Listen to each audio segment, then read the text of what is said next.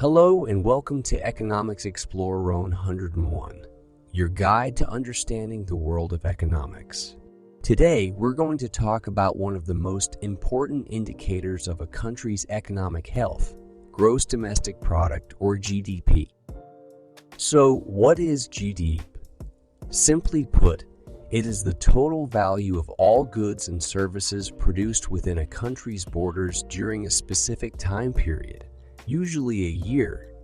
GDP measures the overall size of a country's economy and is often used as a gauge of its economic health.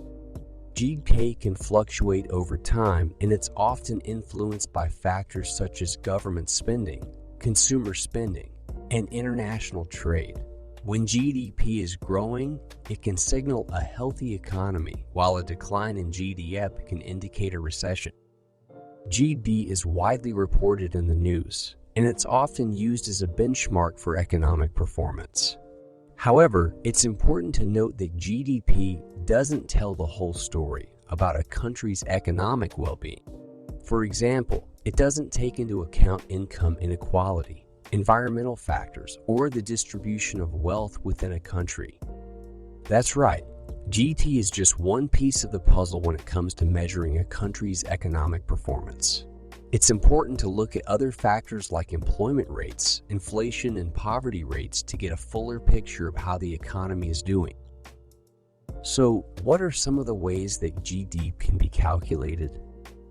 There are three primary methods: the output approach, which adds up the value of all goods and services produced; the income approach, which adds up all income earned by individuals and businesses; and the expenditure approach, which adds up all spending on goods and services by households, businesses, and the government.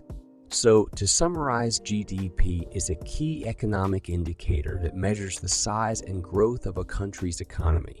It's important to remember that while GDP is a useful tool, it doesn't tell the whole story about a country's economic well-being.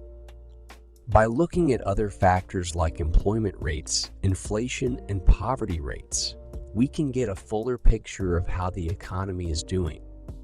That's all for today's episode of Economics Explorer 101.